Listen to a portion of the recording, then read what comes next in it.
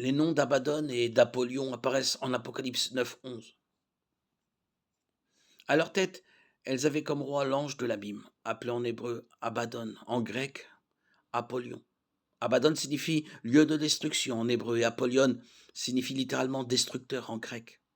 En Apocalypse 8:9, Jean parle des 7 trompettes que les anges sonneront vers la fin des temps, qui marqueront le début d'une série de 7 jugements sur les hommes de la terre.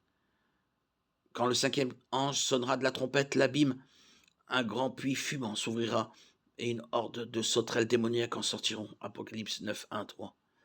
Elles recevront le pouvoir de torturer tous ceux qui ne sont pas marqués du sceau de Dieu.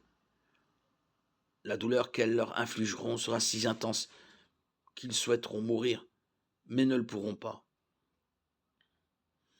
Abaddon et Apollyon est le prince de l'abîme et le roi de ces sauterelles démoniaques.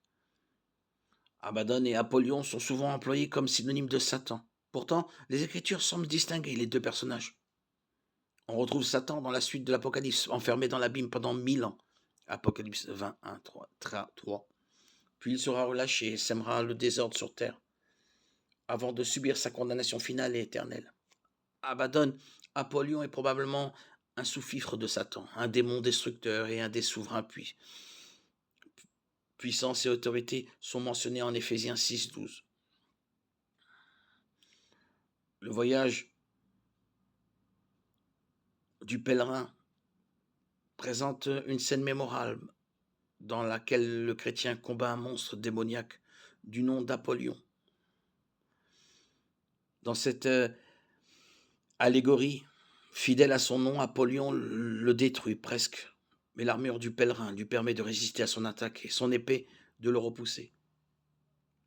L'Apollyon de cette allégorie du pèlerin est une représentation symbolique de notre ennemi spirituel, mais sa source d'inspiration pour ce personnage est littérale. L'Abaddon, Apollyon de l'Apocalypse, est un personnage bien réel qui fera souffrir les hommes à l'occasion du jugement de Dieu.